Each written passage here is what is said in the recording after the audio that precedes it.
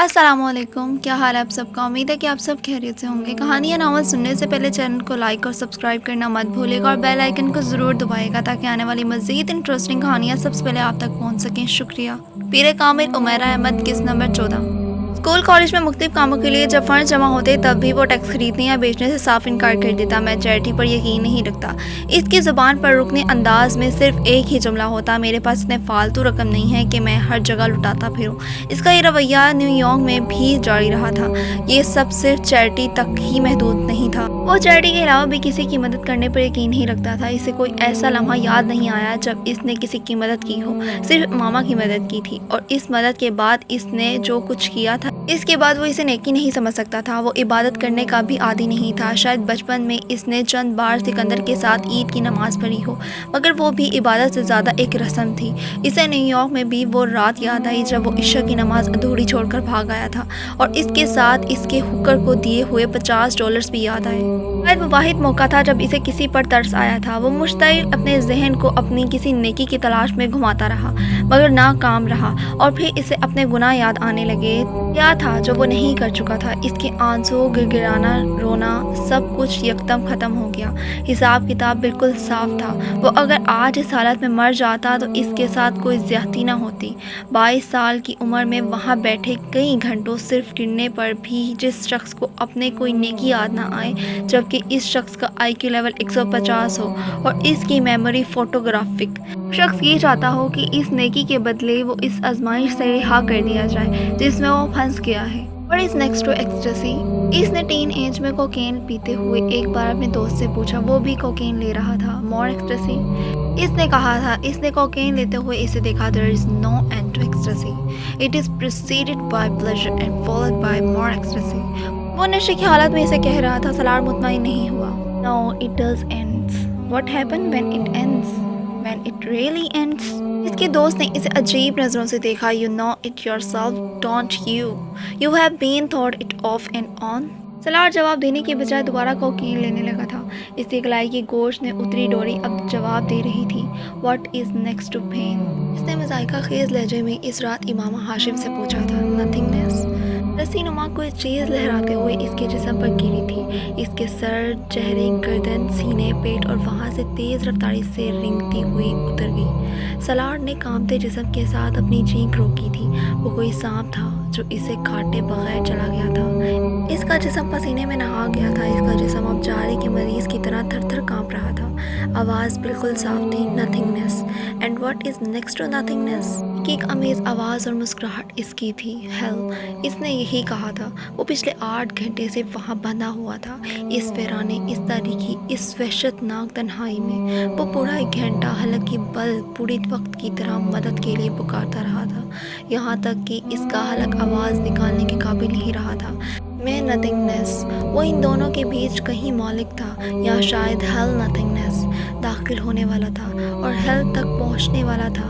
तुम्हें खौफ नहीं आता ये पूछते हुए कि हेल के बाद क्या आएगा? दोज़ख के आगे क्या आ सकता है? इंसान के मकतूब और मकजूब हो जाने के बाद बाकी बचता ही क्या है? इसे जानने का तुम्हें इश्तियाक है। इर्द गिर्द देखा। वो क्या था? कब्र या दोज़ख या ज़िंदगी में इसका एक मंजर? रूह, प्यार, बेबसी, बेयार और मददगारी। जिस्म पर चलते कीड़े जिन्हें वो खुद काटने से रोक तक नहीं पा रहा था। मफलूज होते होते हाथ पाँव, पुश्त और हाथों की कलाइयों पर लम्हा ब लम्हा बढ़ते हुए ज़ख्म। खौफ था या दहशत, पता नहीं क्या था, मगर वो बुलंद आवाज़ में पागलों की तरह चीखें मारने लगा था। इसकी चीखें दूर दूर तक फ़ज़ा में गूंज रही थीं, अज़ियानी और जुनूनी अंदाज में बुलंद की जाने वाली बेमकसद और खौफनाक चीखें। इसने ज़िंदगी में इस तरह का खौफ कभी महसूस नहीं किया था, कभी भी नहीं। इसे अपने इर्द गिर्द अजीब से भूत चलते फिरते नजर आने लगे थे। इसे लग रहा था इसके दिमाग की रग फटने वाली है। फिर नर्व्स ब्रेक डाउन, फिर इसकी चीखें आहिस्ता आहिस्ता दम तोड़ती गईं। इसका गला फिर बंद हो गया था। अब सिर्फ सरसराहटें थीं जो इसे सुनाई दे रही थीं। इसे यकीन हो चुका था कि अब वो मर रहा है, इसका हार्ट फेल हो रहा है, या फिर वो अपना ज़हनी तवाज़न खो देने वाला है। और इसी वक्त अचानक तने के पीछे बंधी हुई कलाइयों की डोरी ढीली हो गई, जो हवास खोते हुए इसके असाब ने एक बार फिर झटका लिया। इसने निचला होंठ दांतों में दबाते हुए अपने हाथों की हरकत दी। डोरी और ढीली होती गई। शायद मुसलसल तने की रगड़ लगते लगते दरमियान से टूट गई थी। इसने हाथों को कुछ और हरकत दी और तब इसे एहसास हुआ कि वो दरख्त के तने से आज़ाद हो चुका था। इसने बेयकीनी के आले में अपने हाथों को सीधा किया। दर्द की तेज़ लहरें इसके बाजों से गुजरी। क्या मैं बच गया हूँ? क्यों? किस लिए? माफ़ होते होते जहन के साथ इसने अपनी गर्दन के गिर्द मौजूद इस पट्टी को उतारा जो पहले इसके मुंह के गिर्द बांधी गई थी।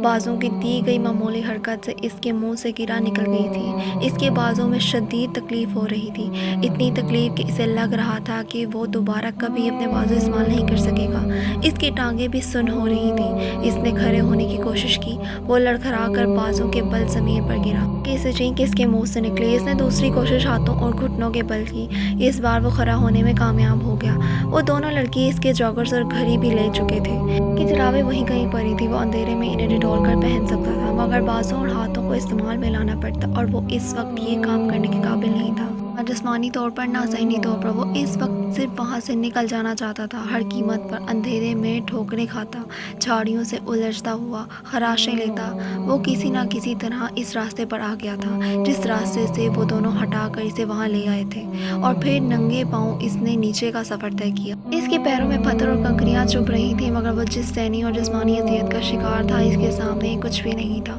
वो ये नहीं जानता था कि वक्त क्या हुआ था, मगर इसे ये अंदाज़ा था कि आधी रात से ज़्यादा गुजर चुकी है। इसे नीचे आने में कितना वक्त लगा और इसने ये सफ़र किस तरह तय किया, वो नहीं जानता। इसे सिर्फ ये याद था कि वो पूरे रास्ते बुलंद आवाज़ से रोता रहा था। इस्लामाबाद की सड़कों पर आकर स्ट्रीट लाइट्स की रोशनी में फिर भी इसने अपने हुलिये को देखने की कोशिश नहीं की, ना ही कहीं रुकने की ख्वाहिश की, ना ही किसी की मदद लेने की। वो इसी तरह रोता हुआ लड़खड़ाता कदमों के साथ इस सड़क के किनारे फुटपाथ पर चलता रहा।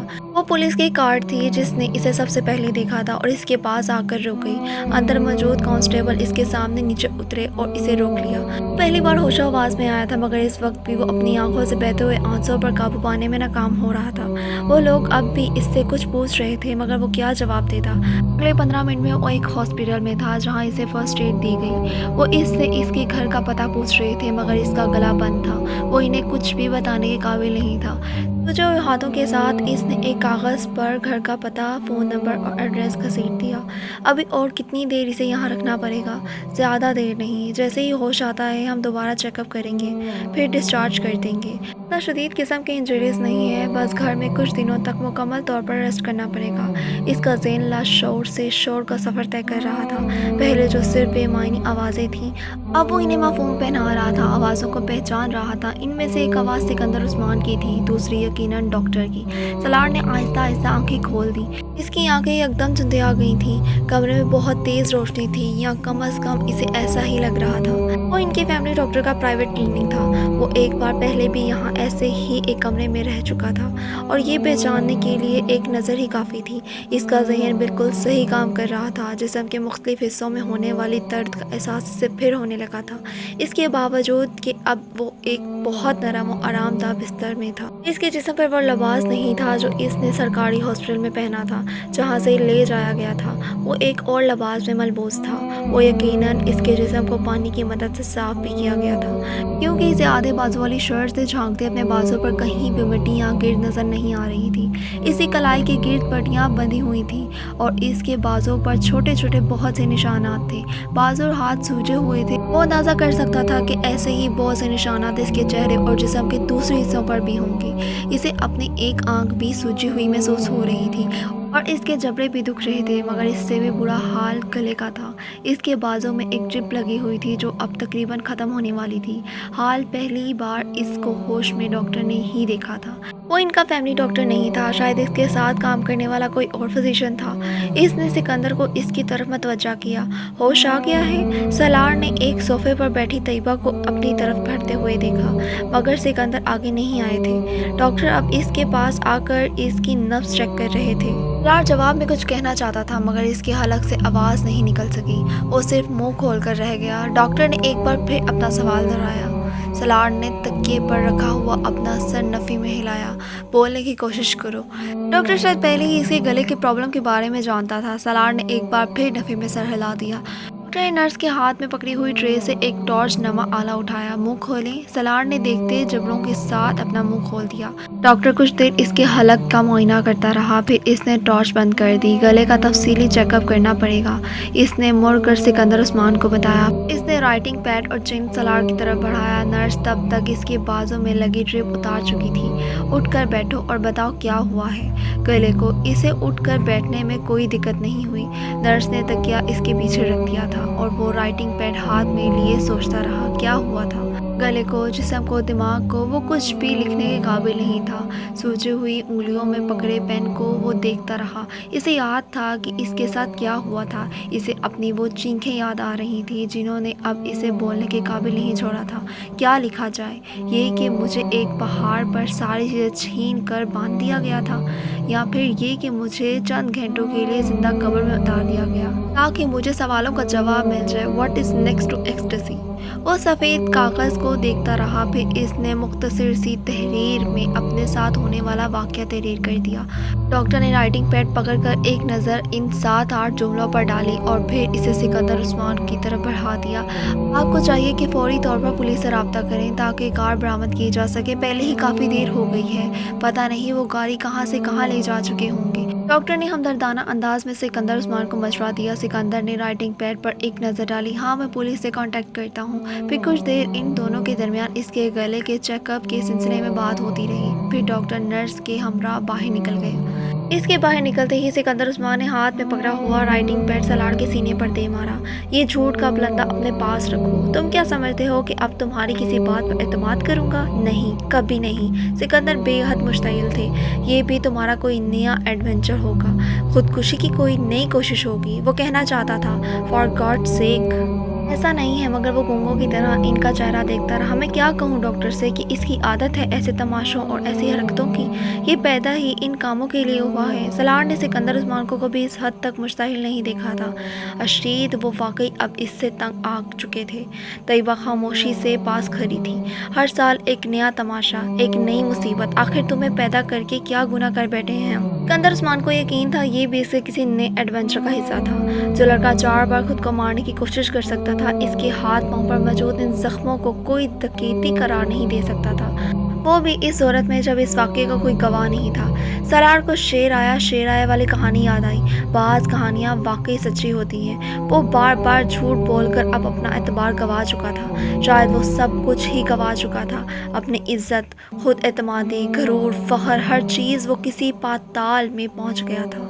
कोई नया ड्रामा किए बड़े दिन गुजर गए थे तुम्हें तो। तुमने सोचा माँ बाप को महरूम क्यों रखूं? इन्हें ख्वार और जलील किए बड़े अरसा हो गया है, अब इन्हें तकलीफ देनी चाहिए। हो सकता है सिकंदर ये ठीक कह रहा हो। आप पुलिस को गाड़ी के बारे में इतलात तो दें। कई बार राइटिंग पैड पर लिखी हुई तहरीर पढ़ने के बाद सिकंदर से कह रही थी, ये ठीक कह रहा है। कभी आज तक ठीक कहा है इसने? मुझे इस बकवास के एक लफ्ज़ पर भी यकीन नहीं है। तुम्हारा ये बेटा किसी दिन मुझे अपनी किसी हरकत की वजह से फांसी पर चढ़ा देगा और तुम कह रही हो पुलिस को इतला दूं? अपना मजाक बनवाऊं? कार के साथ भी कुछ ना कुछ किया होगा इसने, बेच दी होगी कहीं किसी को या कहीं फेंक आया होगा। वो वाकई गालियां दे रहे थे। इसने कभी इन्हें गालियां देते हुए नहीं सुना था। वो सिर्फ डांटा करते थे और वो इनकी डांट पर भी मुश्तइल हो जाया करता था। चारों भाइयों में वो वाहिद था जो माँ बाप की डांट सुनने का भी रवादार नहीं था और इससे बात करते हुए सिकंदर बहुत मोहतात हुआ करते थे क्योंकि वो किसी भी बात पर मुश्तइल हो जाया करता था। मगर आज पहली दफ़ा सलार को इनकी गालियों पर भी गुस्सा नहीं आया था। वो अंदाज़ा कर सकता था कि इसने इन्हें किसी हद तक जिज किया है। वो पहली बार इस बेड पर बैठे अपने माँ बाप की हालत को समझने की कोशिश कर रहा था। गाली चीज़ थी जो इन्होंने इसे नहीं दी थी। इसके मुंह से निकलने से पहले वो इसकी फरमाइश पूरी कर देने की आदी थे और वो इसके बदले में इन्हें क्या देता रहा था, क्या दे रहा था? ज़हनी अजियत, परेशानियाँ, तकलीफ़। इसके अलावा इसके बहन भाइयों में से किसी ने इनके लिए कोई परेशानी नहीं खड़ी की थी। सिर्फ एक वो था, किसी दिन तुम्हारी वजह से हम दोनों को खुदकुशी करनी पड़ेगी। तुम्हें तब ही सुकून मिलेगा, सिर्फ तब ही चैन आएगा तुम्हें। पिछली रात इस पहाड़ पर इस तरह बंधे हुए इसे पहली बार इनकी याद आई थी। पहली बार इसे पता चला था कि इसे इनकी कितनी ज़रूरत थी। वो इनके बगैर क्या करेगा? के लिए इनके अलावा कौन परेशान होगा। इसे सिकंदर के लफ्ज़ों से पहली बार ज़िंदगी में कोई बेइज्जती महसूस नहीं हो रही थी। वो हमेशा से सिकंदर से ज़्यादा करीब रहा था और इसके सबसे ज़्यादा झगड़े भी इन्हीं के साथ होते रहे थे। मेरा दिल चाह रहा है कि मैं तुम्हारा कभी तुम्हारी शक्ल तक ना देखूं, तो मैं दोबारा वहीं फेंक दूं जिस जगह के बारे में तुम झूठ बोल रहे हो। अब बस करो सिकंदर, तैयबा ने इनको टोका। मैं बस करूं, ये क्यों बस नहीं करता? कभी तो तरस खा ले हम लोगों पर और अपनी हरकतें छोड़ दे। क्या इस पर ये फ़र्ज़ करके इसे ज़मीन पर उतारा गया था कि ये हमारी ज़िंदगी अज़ाब बना दे? सिकंदर तैयबा की बात पर मज़ीद मुश्तइल हो गए। अभी वो पुलिस वाले बयान लेने आ जाएंगे जिन्होंने इसे सड़क पर पकड़ा था। ये बकवास पेश करेंगे इनके सामने कि इस बेचारे को किसी ने लूट लिया है। अच्छा तो ये होता कि इस बार वाकई कोई इसे लूटता और इसे पहाड़ पर से नीचे फेंकता ताकि मेरी जान छूट जाती। सलार बेख्तियार सिसकने लगा। सिकंदर और तैयबा पहुंचकर रह गए। वो अपने दोनों हाथ जोड़े रो रहा था। वो ज़िंदगी में पहली बार इसे रोता देख रहे थे और वो भी हाथ जोड़े। वो क्या कर रहा था, क्या चाह रहा था, क्या बता रहा था? सिकंदर उस्मान बिल्कुल साकत थे। तैयबा इसके करीब बेड पर बैठ गई। उन्होंने सलार को अपने हाथ लगाते हुए थपकने की कोशिश की। वो बच्चों की तरह इनसे लिपट गया। इसकी पाइंती की तरफ खड़े सिकंदर उस्मान को अचानक एहसास हुआ कि शायद इस बार वो झूठ नहीं बोल रहा, शायद इसके साथ वाकई कोई हादसा हुआ था। वो तैयबा के साथ लिपटा नन्हे बच्चों की तरह हिचकियों से रो रहा था। तैयबा इसे चुप कराते कराते खुद भी रोने लग गई। वो छोटी छोटी बातों पर तो क्या, बड़ी बड़ी बातों पर भी रोने का आदी नहीं था। फिर आज क्या हुआ था कि इसके आंसू नहीं रुक रहे थे। इससे दूर खड़े सिकंदर उस्मान के दिल को कुछ होने लगा। अगर ये सारी रात वाकई वहाँ बंधा रहा था तो वो सारी रात इसके इंतज़ार में जागते रहे थे और बिगड़ते रहे थे। उनका ख्याल था वो गाड़ी लेकर फिर कहीं लाहौर या कहीं आवारागर्दी के लिए चला गया होगा। इन्हें तशवीश हो रही थी मगर वह सलार की हरकतों से वाकिफ थे, इसलिए तशवीश से ज़्यादा गुस्सा था। और 2:30-3 बजे के करीब वो सोने के लिए चले गए थे जब उन्हें फ़ोन पर पुलिस की ये इत्तला मिली कि वो हॉस्पिटल पहुंचे थे और उन्होंने इसे वहां बहुत बुरी हालत में देखा था। मगर वो ये यकीन करने पर तैयार नहीं थे कि इसके साथ कोई हादसा हुआ था। वो जानते थे वो खुद को अजियत पहुंचाता रहा था। जो शख्स अपनी कलाई काट ले, वन वे को तोड़ते हुए ट्रैफिक की पैटर पर अपनी बाइक दे मारे, स्लीपिंग पिल्स ले ले, अपने आप को बांध कर पानी में उल्टा कूद जाए, इसके लिए एक बार फिर अपनी ये हालत करना क्या मुश्किल था। इसका जिस्म कीड़ों के काटने के निशाना से जगह जगह बड़ा हुआ था। आज जगहों पर नीलाहट थी। इसके पैर भी बुरी तरह जख्मी थे। हाथों की कलाइयों, गर्दन और पुश्त का भी यही हाल था। इसके जबड़ों पर खराशें पड़ी हुई थी। इसके बावजूद सिकंदर उस्मान को यकीन था कि ये सब कुछ इसकी अपनी कारस्तानी है। शायद इस वक्त वो बोलने के काबिल होता और वजाहतें पेश करता तो वो कभी इस पर यकीन ना करते, मगर इसे इस तरह हिचकों के साथ रोते देख कर उन्हें यकीन आने लगा था कि वो सच कह रहा था। वो कमरे से बाहर निकल गए और उन्होंने मोबाइल पर पुलिस से रब्ता किया। 1 घंटे के बाद उन्हें पता चल गया कि सुर्ख रंग की एक स्पोर्ट्स कार पहले ही पकड़ी जा चुकी है और इसके साथ 2 लड़के थे। पुलिस ने इन्हें एक मामूल की चेकिंग के दौरान लाइसेंस और गाड़ी के कागजात ना होने पर घबरा जाने पर पकड़ा था। उन्होंने अभी तक ये नहीं बताया था कि उन्होंने गाड़ी कहीं से छीनी थी। वो सिर्फ यही कहते रहे कि वो गाड़ी इन्हें कहीं मिली थी और वो सिर्फ शौक और तजस्सुस से मजबूर होकर चलाने लगे। चूँकि पुलिस के पास अभी तक किसी गाड़ी की FIR भी दर्ज नहीं कराई गई थी, इसलिए इनके बयान की तस्दीक मुश्किल हो गई थी। मगर सिकंदर उस्मान की FIR के कुछ देर बाद ही इन्हें कार के बारे में पता चल गया था और वो सही मायनों में सलार के बारे में तशवीश का शिकार हुए थे। सिकंदर और तैयबा सलार को इस रात वापस नहीं लेकर आए। वो इस रात हॉस्पिटल में ही रहा। अगले दिन इसके जिस्म का दर्द और सूजन भी काफ़ी कमी वाक़या हो चुकी थी। वो दोनों 11 बजे के करीब इसे घर ले आए थे। इससे पहले पुलिस के 2 एहलकारों ने इससे एक लंबा चौड़ा तहरीरी बयान लिया था।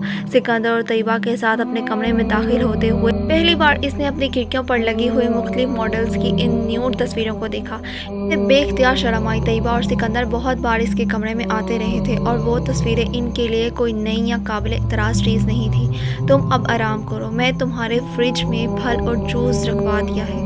भूख लगे तो निकाल कर खा लेना या फिर मुलाजिम को बुलवा लेना, वो निकाल देगा। तैयबा ने इससे कहा। वो अपने बेड पर लेटा हुआ था। वो दोनों कुछ देर तक इसके पास रहे, फिर खिड़की के पर्दे बराबर करके इसे सोने की ताकीद करते हुए चले गए। वो इनके बाहर निकलते ही उठकर बैठ गया। इसने कमरे के दरवाजे को अंदर से लॉक किया।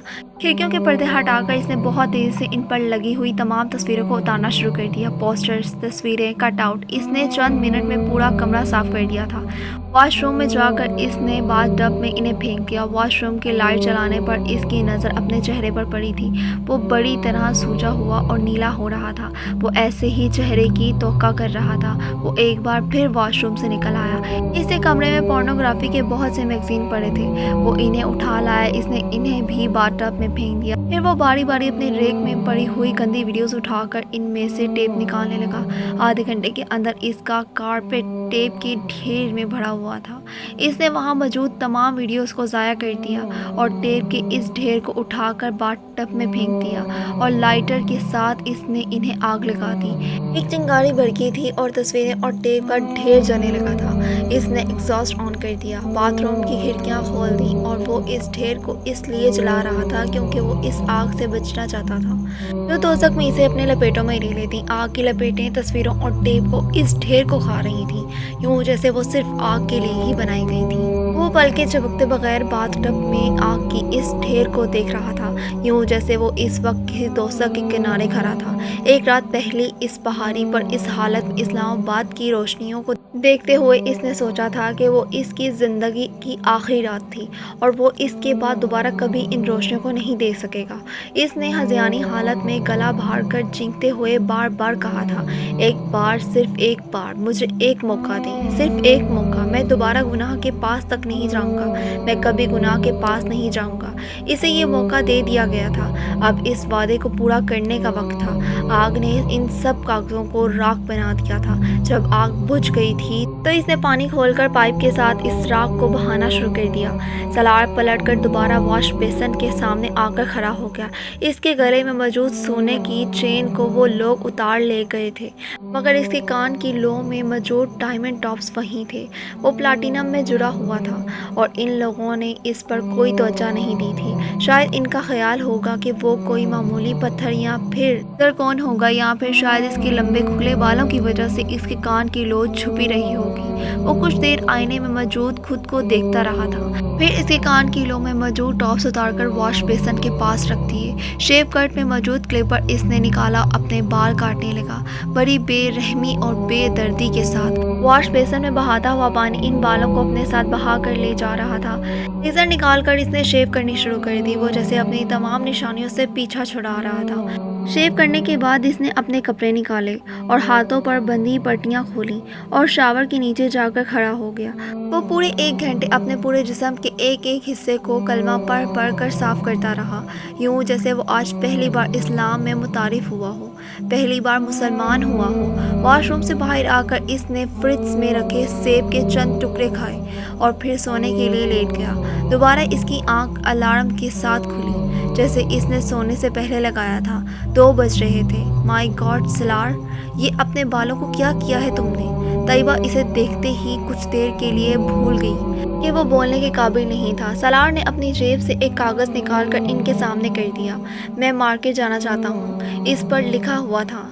इसलिए तैयबा ने इसे हैरानी से देखा। तुम अभी ठीक नहीं हुए हो, कुछ घंटे हुए हैं तुम्हें हॉस्पिटल से आए और तुम एक बार फिर आवारागर्दी के लिए निकलना चाहते हो। तैयबा ने इसे कदरे नरम आवाज़ में झिड़का। मम्मी, मैं कुछ किताबें खरीदना चाहता हूँ। सलार ने एक बार फिर कागज़ पर लिखा, मैं आवारागर्दी करने के लिए नहीं जा रहा। तैयबा कुछ देर इसे देखती रही। तुम ड्राइवर के साथ चले जाओ, सलार ने सर हिला दिया। वो जिस वक्त मार्केट के पार्किंग में गाड़ी से उतरा शाम हो चुकी थी। मार्केट की रोशनियाँ वहाँ जैसे रंगो नूर का एक सैलाब लेकर आई थी। वो जगह जगह फिरते लड़कों लड़कियों को देख सकता था।